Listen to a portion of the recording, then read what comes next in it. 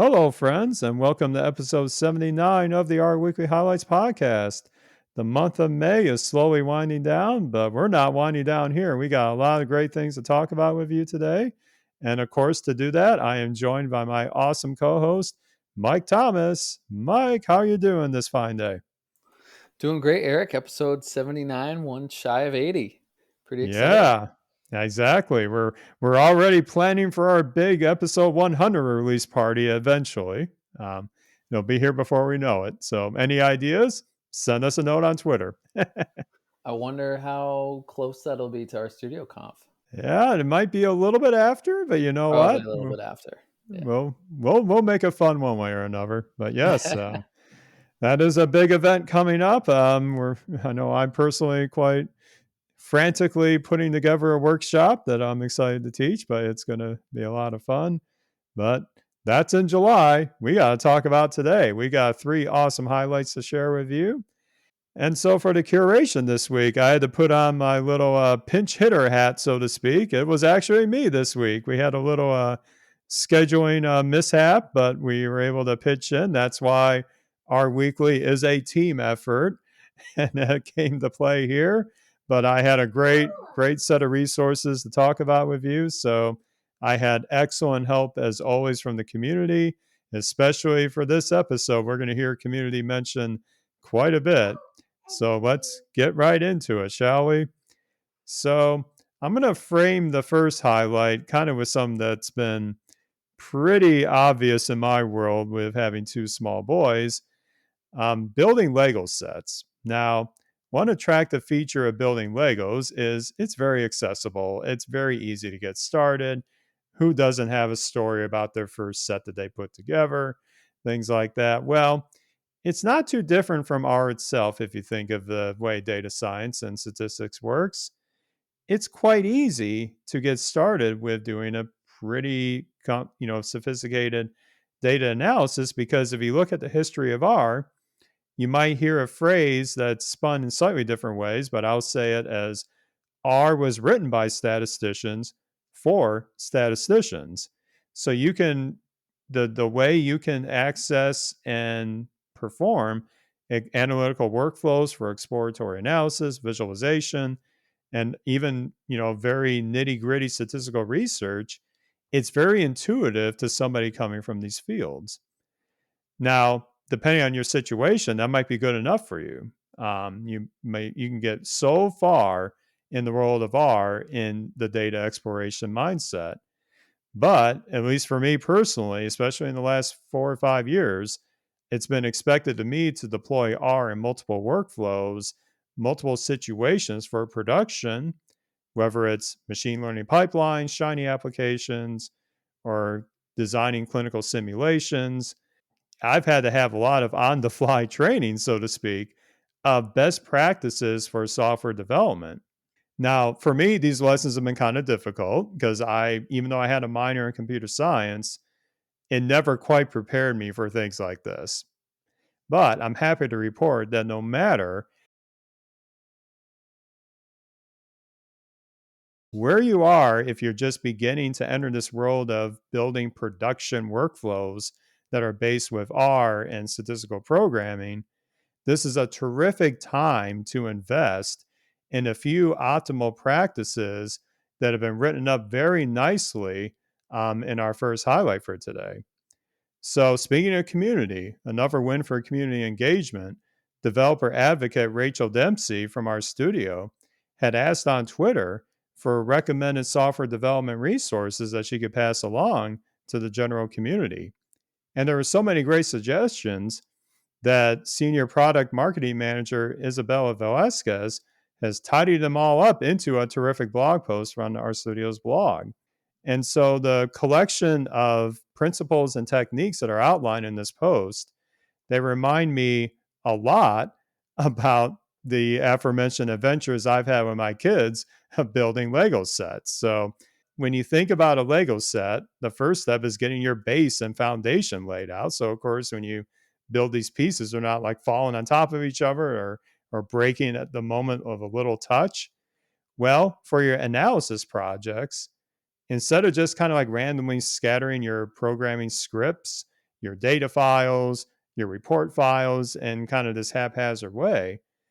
I'm giving your project a structure where it can be effectively self contained and make it obvious for present and future you to be able to execute all or part of that analytical pipeline. It's going to save you a lot of time and potential hassles later on. So it's really setting that foundation in a solid way. And if you're interested in learning more about effective workflow management, I'll certainly put in a plug for my colleague Will Landau's targets package, which gives you a very nice way to organize all of this and only execute what you need to in your analysis.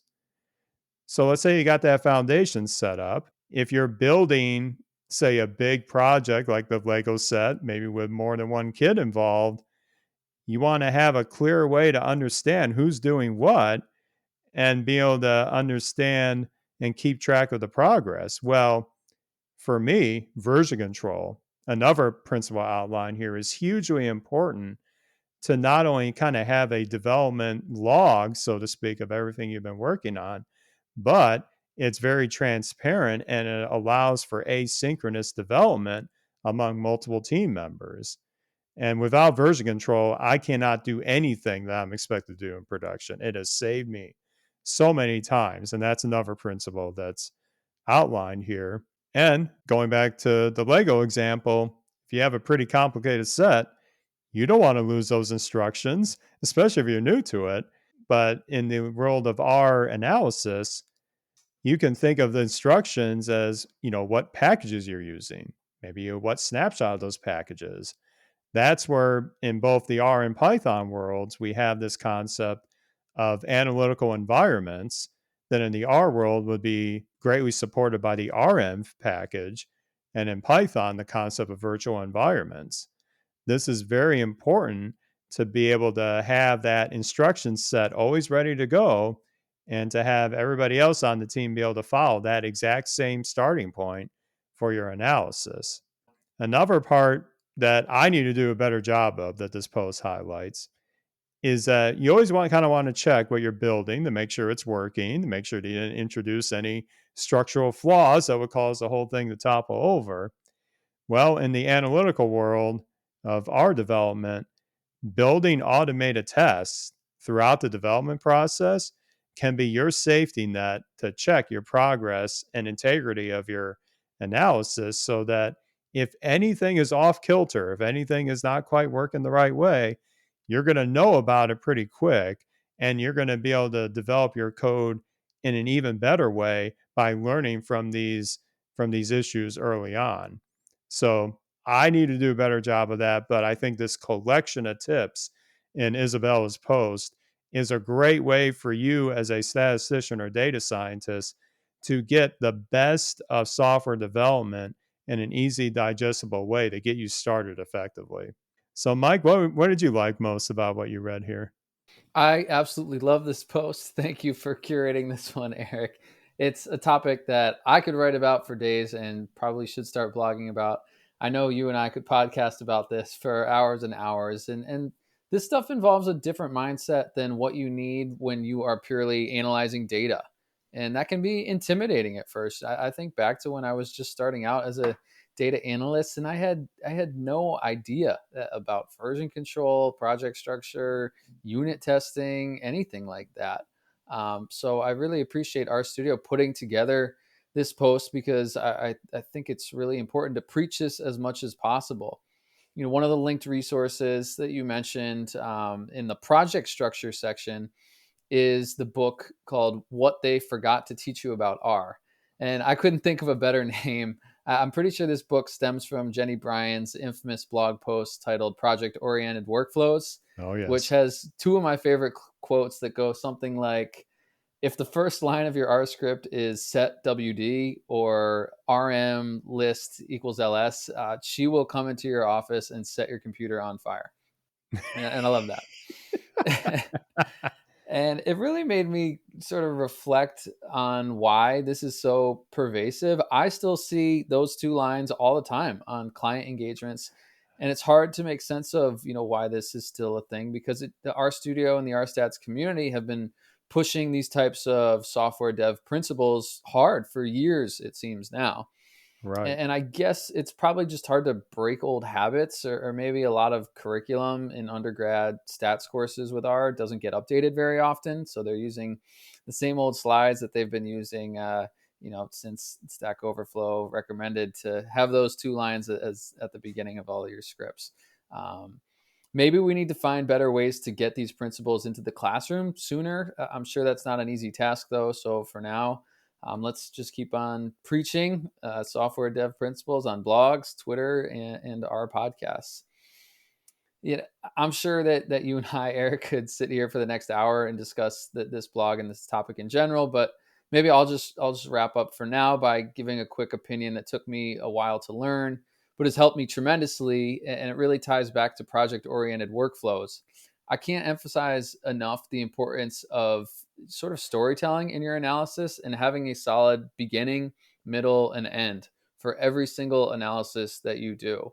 If you go into a project without thinking about this, you'll just end up with a bunch of disjoint files that don't really tell the clear story, aren't really reproducible, and aren't going to sort of get you to that next level in analyzing data in a way that's going to actually affect change in your organization. 100%. I've been down that road where maybe I get a very open-ended request from a colleague at work where I'm trying to answer the question analytically, but that's not the full picture. The full picture is everything going into that analysis, all the different potential issues that could cloud the interpretation of that result. But that's kind of an art as well as a science, being able to frame that effectively and then having the code to support each step so that you can quickly go to whatever step you need to put more attention on. And yeah, I would in the past, like very early days, Eric here would number his scripts like one through whatever and be like, okay, this is the first one, this is the second one. But that really didn't really help with the story. It helped organize it maybe slightly better than my initial approaches, but there's more attention to detail. And that's where I say, along with having that intent in mind of beginning, middle, and end to govern your analysis, never ever turn down the opportunity to put your thoughts in writing as you go along. It's even if you call it like your own like developer notes, or if you will, you never know where that will be useful, especially if you have to leave a project for a year or half a year and then you're going back into it, but you don't remember what was in your mind, why you chose this step or this analysis. So, documentation along with the analysis, we have the tools to make that very easy now. So, I feel like it's just the onus is on us to take advantage of it, especially with the current tooling available. Definitely. And make a workflow diagram. We have the Mermaid engine in GitHub. Absolutely. That I'm markdown now, trying to there's no get excuse. There's better no verse excuse of there. that. I actually used that in some internal documentation I did at work for how we use our environment in R on our Linux system. And I had a little mermaid diagram of like all the different servers you could connect from and where they're leading for deployments. And I was like, yeah, I can dig this. I can do this more often. Just got to make it a habit, Mike. Make it a habit. Exactly. You eat your veggies, you make your mermaid diagrams. Point. Full stop, everybody. Full stop.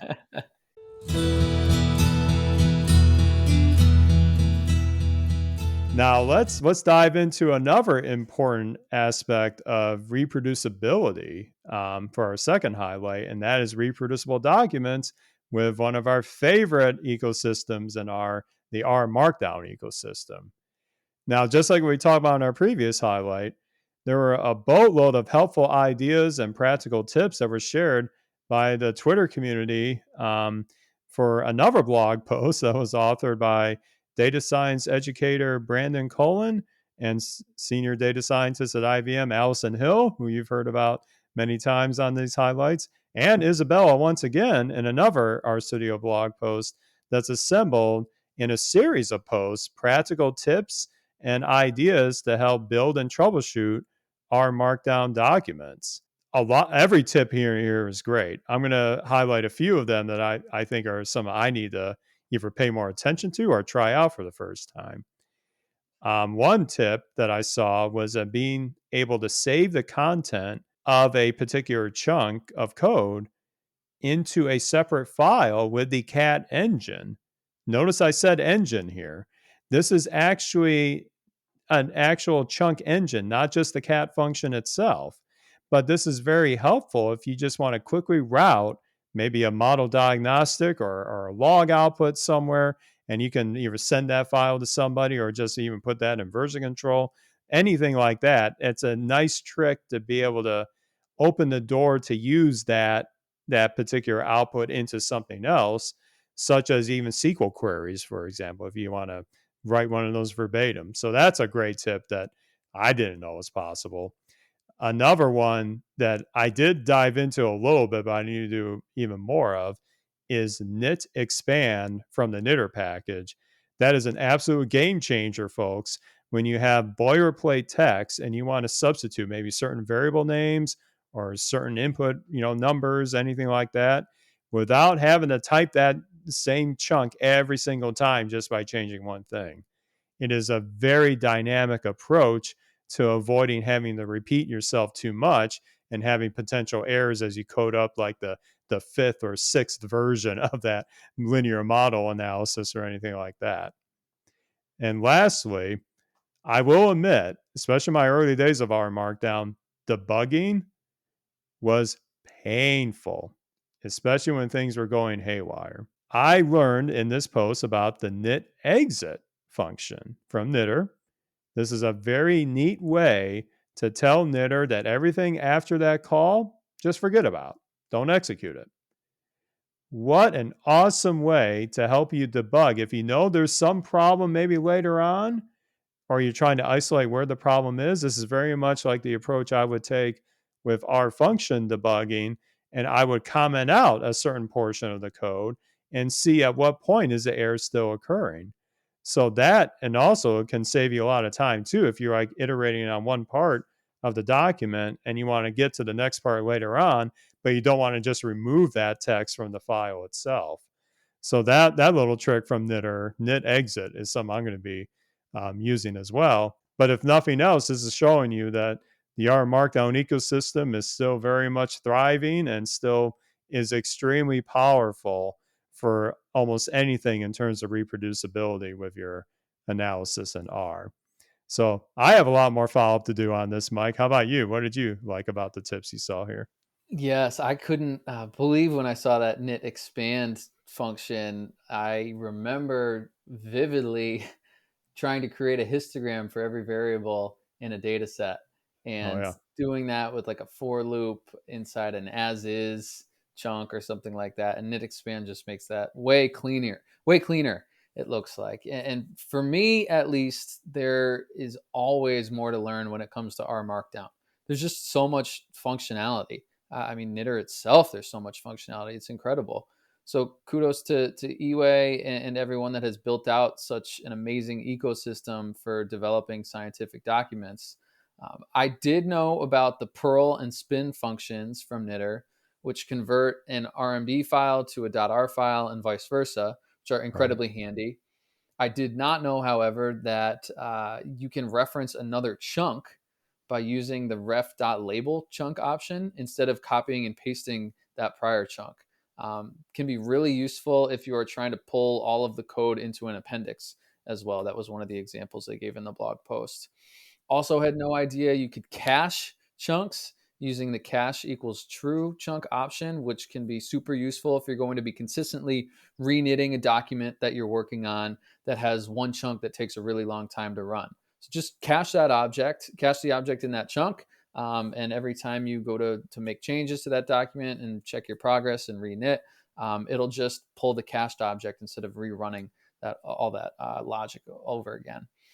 And furthermore, I had zero clue that you could save the content of a chunk to a text file somewhere. You brought up the great example of creating a SQL script, which then you could even pull back into your R Markdown file to execute against a database connection with this using the SQL engine, which is just Exactly. mind blowing.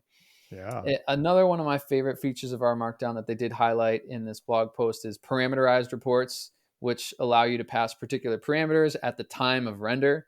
And those parameters might filter the data that gets shown in the output report, for example. So lots of really great nuggets in this blog post. Much easier to see if you read the blog post than we can articulate on a podcast in terms of the examples. I think they even have like pictures and interactive GIF files. So definitely check out this blog post to see all these nice little nuggets that you may not have known about previously when it comes to R Markdown. I certainly didn't.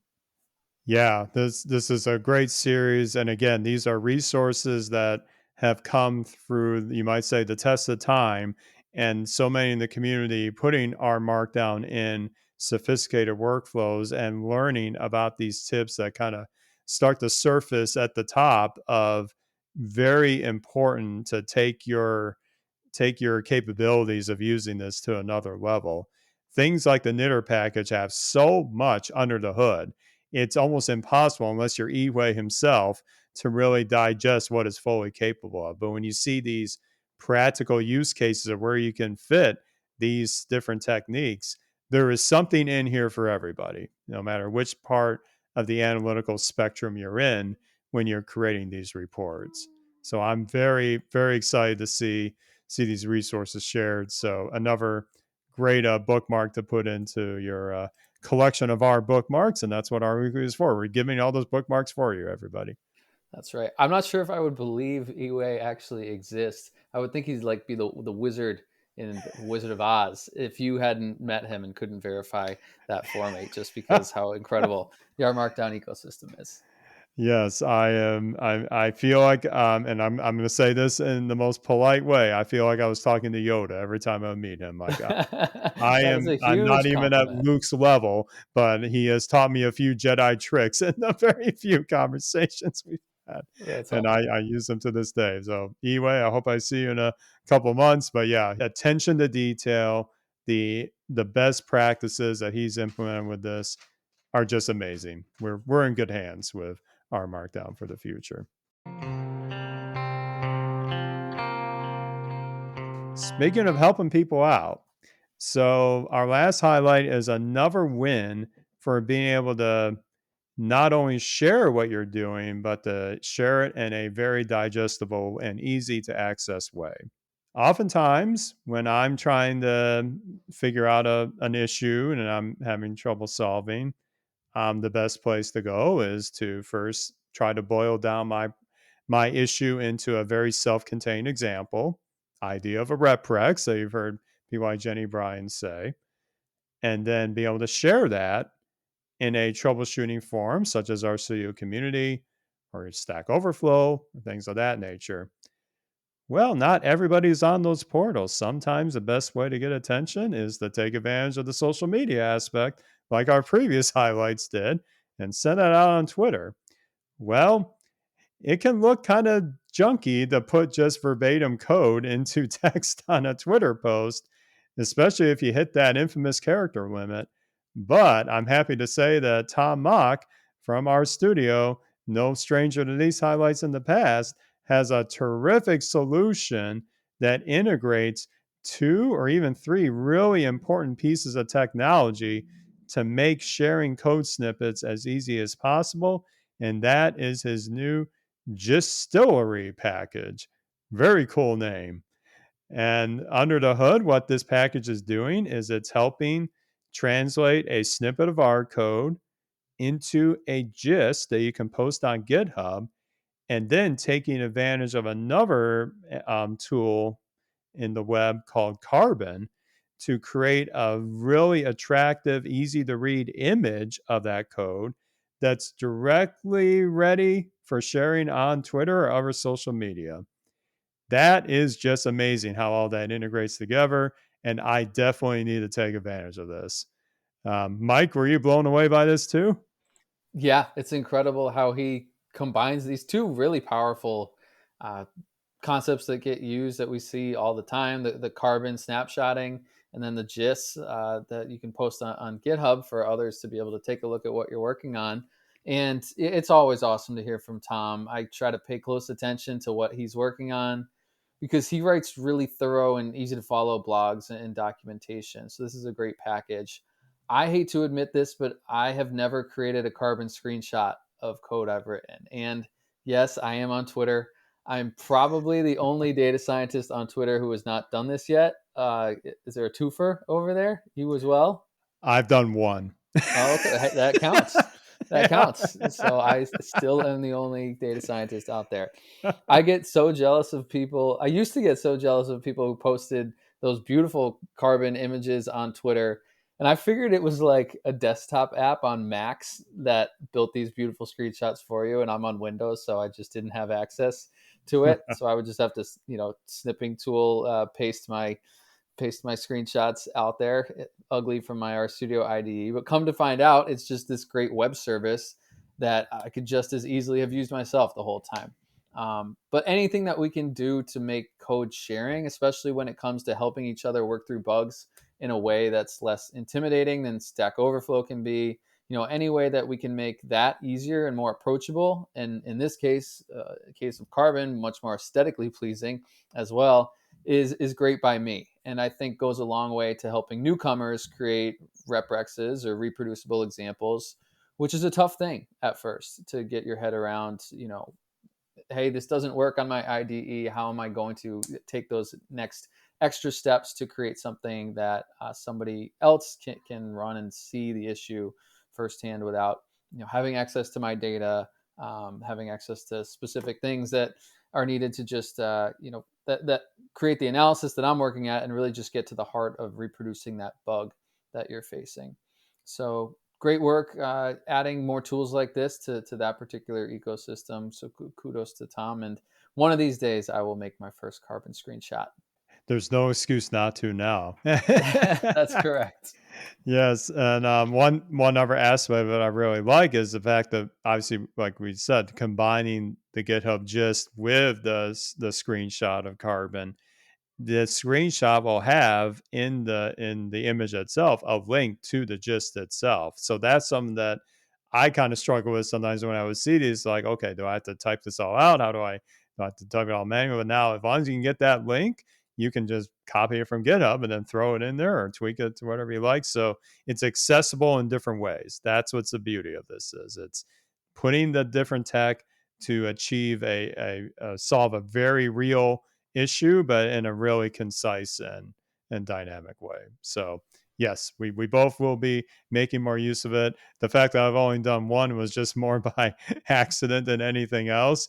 I remember testing a good friend of mine, iamYannC's package called Carbonate, which does a similar thing. It helps create carbon screenshots from R.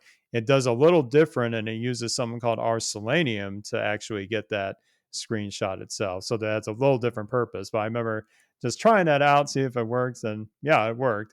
But I can see this being very helpful as I start to reach out more to the community, especially with some issues I'm trying to solve, which can be quite quite difficult, or even some of the simpler ones that maybe I just didn't get enough time with. So this will be part of my toolbox for sure. And Tom never ceases to amaze me with his content on this or his great work he's done with blogging and even his adventures with extracting numbers from screenshots of sports tables, which was very helpful for a project I had a while back when I was trying to grab some numbers from Hotshot Racing screenshots. So he's helped me in many ways this year alone. Yes, and I'd encourage others to check out his blog, The Mockup, which is a great blog where he shares a lot of step-by-step tutorials on how to do some pretty cool stuff in R. That's right, and there's a boatload of additional cool stuff in this issue. Like I said, I had a lot of fun curating this. I'm going to give a note to one of the other resources that caught my eye. Most of you know I'm definitely a fan of using R on Linux and putting it through the paces and trying to take it in different directions on those deployments with containers and everything. Well, a new project called R2DU from Dirk Edebutel, who is, of course, the architect of RCPP. It is a great framework that's tailored to the Ubuntu Linux distribution, and in particular, their long term support releases, which we just had a month ago with Ubuntu 22.04. And what this is giving you is a way to install binary versions of practically every package on CRAN with the built-in packaging system in Ubuntu based on apt or apt-get, aptitude, whatever have you. It's all in there so that you can get these very quick installations on your system and get up and running very quickly. No compiling from source like the tidyverse. If you compile the tidyverse from source, get a cup of coffee, get a run in, because it's going to take a while on a default Linux install. So I'm going to be trying this out on some of the container stuff I'm doing for my dev environment. So it's great to see Linux play such a big role into making our installation and administration even easier. So, Mike, what did you see on the issue besides our highlights? That's an awesome highlight. That does sound right up your alley.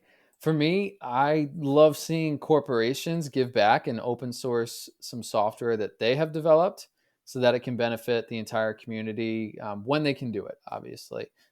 Roche, which is, I believe, life sciences in the life sciences space as well, they Mm-hmm. published the GG Tips package this week, which allows you to quickly add really nice tooltips to your GG plots so that when you hover over a point on a scatter plot, for example, you get a nice little box that pops up and articulates the data point your mouse is over when you're in an interactive Shiny setting. So I have to say, the tooltip in this package looks a lot nicer to me than the one that you get out of the box with Plotly.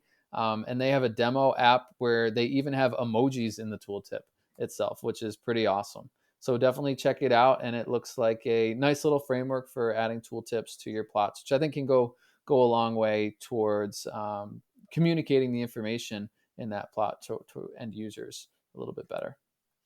This was a welcome surprise, and as I said at the top of the show, every issue we curate, we get great help from the community and our weekly team members. And I want to give a shout out to one of our newest members, Sam Parmer, who actually clued me in on this. And I said, okay, that's going in the issue one way or another, whether I curated or not. And sure enough, it became my week. So thanks, Sam, for cluing me in on that. But it is a testament to how I may have mentioned it in the last or couple episodes ago, but we're seeing R be taken in many innovative directions within life sciences and starting to see a lot of this being shared in the public. These tooling like GG Tips and some of the other work that I think Roche has been heading and many others as well. So certainly it's a great time to take advantage of this no matter what industry you're in. We're seeing this great tooling being developed, and I can definitely have a use for GG Tips in my future Shiny apps where I don't necessarily have to always go to Plotly for it. I can build this in and have a robust tooltip right off the bat with my friendly ggplot2 workflows. It's nice to have options. That's the nature of open source. You got options. There's always more than one way to do things. Well, there is only one place to go for R Weekly. Thank goodness. That's rweekly.org. You'll not get confused by that. Check out every issue, including the current one. As I said, I had a lot of fun curating this, but a special shout out to the community who made doing this on short notice so much easier. And we're still obviously hard at work trying to spin up our fancy setup we had before, but we still are able to keep the lights on and bring all this content to all of you. But please do get involved. We welcome all PRs of any resource that you found helpful. Head to rweekly.org, click on the GitHub link, and you'll get taken directly to our current draft. Just send a little PR there. It's all markdown text. You love our markdown. We love markdown. We all love easily documenting the issues of markdown syntax. So it's very accessible. And we love others to join our team as well. Please get in touch with us, and we'll be glad to have a talk with all of you. So, speaking of getting in touch, Mike, where can the audience find what you're up to these days? Sure. You can find me on Twitter at Mike_Ketchbrook, KETCHBROOK. Awesome. I'm at the RCast. Sometimes I'm sending random pics of my shiny books at soccer games. I always take the opportunity to level up my knowledge no matter where I am. That can be very helpful in certain situations. Always have something fun to talk about. And please give me a shout if you have feedback about the show or feedback in general, we're always welcome to hear from you. Well, that'll do it for episode 79 of our weekly highlights, and we'll be back with episode 80 next week.